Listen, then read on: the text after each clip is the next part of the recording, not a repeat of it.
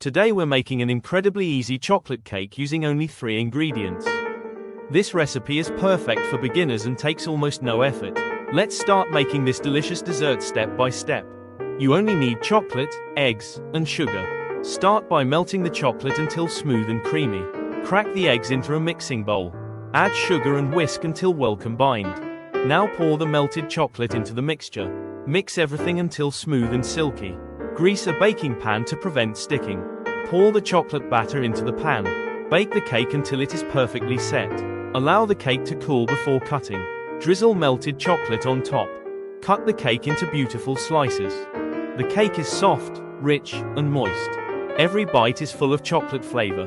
Anyone can make this dessert at home. This cake is perfect for any occasion.